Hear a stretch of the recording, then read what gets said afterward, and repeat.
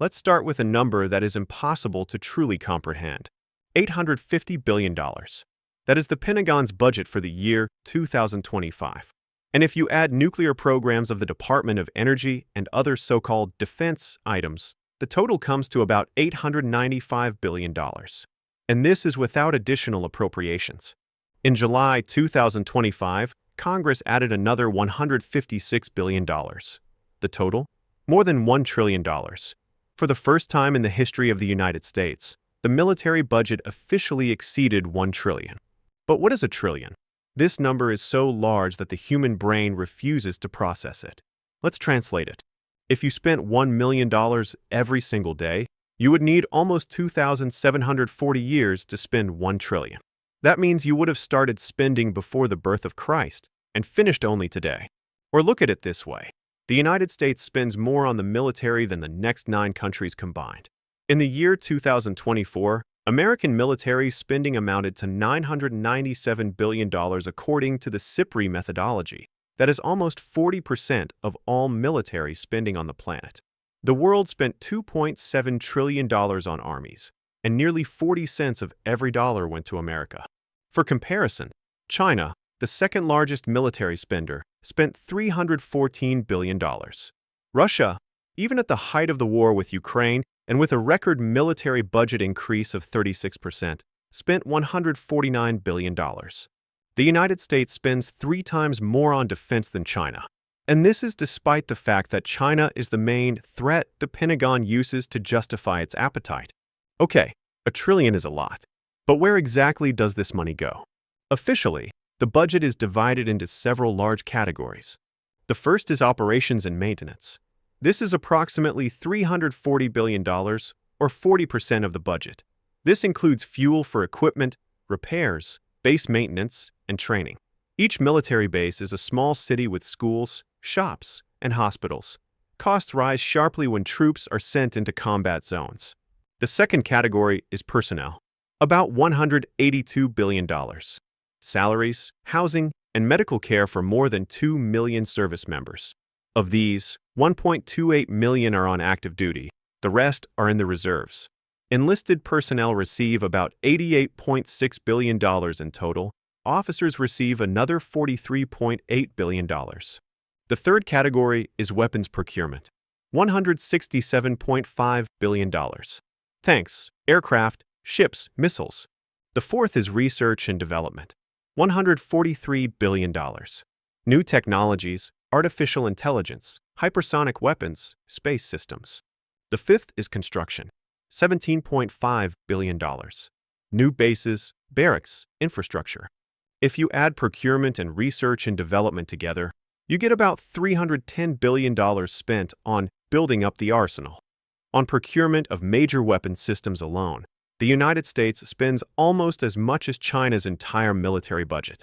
And now the most interesting part, where this money actually goes. More than half of the Pentagon's budget goes to private contractors. This is not an exaggeration, it is official statistics. Over 5 years, from 2020 through 2024, $771 billion in contracts went to just 5 companies. 5. Let's name them. Lockheed Martin, $313 billion. That is more than the entire budget for diplomacy and international aid over the same period. RTX, formerly Raytheon, $145 billion. General Dynamics, $116 billion. Boeing, $115 billion. Northrop Grumman, $81 billion. For context, over those same 5 years, the United States spent $356 billion on diplomacy, development, and humanitarian aid, excluding military assistance. In other words, 5 weapons companies received twice as much as all American diplomacy combined. In the year 2020 alone, Lockheed Martin received $75 billion in contracts, 1.5 times more than the entire combined budget of the State Department and the Agency for International Development. And do you know what is most interesting? These companies do not just receive money. They actively work to ensure the money keeps flowing. In the year 2024, 950 lobbyists worked for the weapons industry, 220 more than in 2020. Since 2001, arms manufacturers have spent more than $2.5 billion on lobbying. They employ more than one lobbyist for every member of Congress. And more than two-thirds of these lobbyists are former Pentagon or congressional staff. This is called the revolving door. People move from government to the private sector and back, carrying their connections and knowledge with them. According to Senator Elizabeth Warren, at least 672 former high-ranking officials, military officers, and members of Congress work for the 20 largest defense contractors. 91% of them are lobbyists. If you want to understand how the military-industrial complex works, look at a single project, the F-35 Lightning II fighter jet. It is the most expensive weapons program in the history of humanity. Its total cost over the aircraft's entire life cycle is estimated at $2 trillion. $2 trillion, with a T. For comparison, that is roughly the same amount the United States spent on the entire Iraq War. The program began in 2001. The idea was simple and, at first glance, reasonable: to create one universal fighter that would suit the Air Force, the Navy, and the Marine Corps. One basic design with small modifications, economies of scale. What went wrong? Everything. The aircraft is 10 years behind schedule. The budget has been exceeded by 80%. Originally, one F-35 was supposed to cost about $50 million. Now the price is approaching $80 to $100 million per unit. Lockheed Martin delivers aircraft late in 91% of cases. Engines from Pratt & Whitney are late in 100% of cases. 100%. More than 800 unresolved defects have been identified in the program. The aircraft has still not reached full combat readiness, 24 years after development began. And here is what is especially telling. Despite all the failures, the government has recently acknowledged that the F-35 will never achieve its originally stated performance characteristics. So what does the Pentagon do? It lowers the requirements for the aircraft rather than punishing the contractor. At the same time, the Air Force and the Navy plan to use the F-35 less than originally intended. The Air Force has reduced planned flight hours by 19%, the Navy by 45%. So, the aircraft costs $2 trillion, does not work as intended, and will be used less than planned. And Lockheed Martin continues to receive billions. Comedian Bill Maher called the F-35 the Yugo of fighter jets. He was wrong in only one respect: he underestimated the cost of the program. And now the most shocking part. The Pentagon is the only federal agency in the United States that has never passed an independent audit. The only one. Even though, by law, all agencies have been required to undergo audits since 1990. In 2018, the Pentagon attempted an audit for the first time. It failed. In 2019, failed again. 2020, 2021, 2022, 2023, 2024, 7 consecutive failures. In the most recent audit, the Pentagon was able to account for only 39% of its assets, worth $3.5 trillion. 61% of its assets, no one knows where they are. In 2022, a Navy audit discovered $4.4 billion in previously untracked inventory. The Air Force found $5.2 billion in discrepancies in its main ledger. Just like that, billions hidden in the couch cushions. And in 2015, the Pentagon conducted an internal study and discovered $125 billion in administrative waste. What did leadership do? Classified the report, fearing that Congress would cut the budget. The Washington Post uncovered this story in 2016. Contractors regularly overcharge by 40 to 50%, and sometimes by 4,451%. Yes, 4,500%.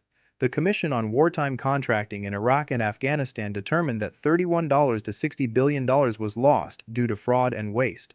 Remember the scandals of the 1980s with $640 toilet seats and 436 hammers? Senator Chuck Grassley exposed them back then. And you know what? 40 years later, nothing has changed. None of this is an accident or simple incompetence. It is a system. In 1961, President Eisenhower, himself a general and a hero of World War II, warned of the danger of the military-industrial complex. He said that the merging of the interests of the military and weapons corporations could distort national policy. 64 years have passed. His warning proved prophetic. How does the system work? Simply, defense companies donate money to election campaigns, more than $83 million over the last 2 election cycles. Members of the Armed Services Committees and Defense Appropriations Subcommittees are funded especially generously. The same companies employ 950 lobbyists, most of them former Pentagon officials and congressional aides. They know the system from the inside. Companies place production facilities in key electoral districts. Lockheed Martin claims that the F-35 creates 298,000 jobs in 48 states. Every congressman knows voting against the F-35 means voting against jobs in their state. The same companies finance think tanks. The Atlantic Council received $10.2 million from defense contractors, the Center for a New American Security $6.6 million, the Center for Strategic and International Studies $4.1 million. These centers then publish reports stating that America needs more weapons. And finally, former generals and admirals receive seats on the boards of directors of the very companies they once oversaw. At least 380 senior Pentagon officials have moved into the private sector: 25 generals, 9 admirals, 43 lieutenant generals, and 23 vice admirals. The circle closes. Money flows to the companies. Companies fund politicians. Politicians vote for new spending. Officials receive comfortable positions in those companies. And no one is interested in stopping it. Every dollar spent on the Pentagon is a dollar not spent on something else. The average American taxpayer gives $1,087 per year to defense contractors. To K-12 education, $270. To renewable energy, $6. Spending on a single F-35 fighter jet this year is equal to the entire budget of the Centers for Disease Control and Prevention. In 2024, the United States spent $881 billion on interest on the national debt, $31 billion more than on domestic defense. Interest on the debt now consumes more than the entire Army. At the same time, studies show an increase in military spending by 1% is associated with a reduction in healthcare spending by 0.62%. For poor countries, the effect is even stronger, almost 1%. And what do soldiers get? Out of $156 billion in additional funding approved in 2025, only about $9 billion, that is, 6 cents from every dollar, go to quality of life, modernization of housing, barracks, healthcare, and support for military families. The rest? Contractors, for new weapon systems that arrive late, cost more than promised, and often do not work as intended. Let us summarize. $1 trillion per year, more than the next 9 countries combined. Half goes to private contractors. 5 companies received $771 billion over 5 years. The F-35 costs $2 trillion and does not work as it should. The Pentagon has failed audits 7 times in a row and cannot account for trillions of dollars in assets. Contractors inflate prices by thousands of percent. 950 lobbyists work for the arms industry. Hundreds of former generals and admirals have moved into the private sector. Companies finance politicians. Politicians vote for budgets. Officials receive comfortable positions. Eisenhower warned about this in 1961.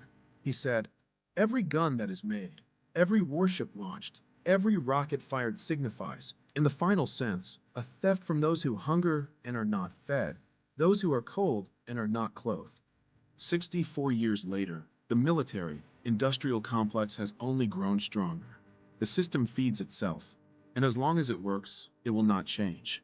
$1 trillion every year. Where does the money go?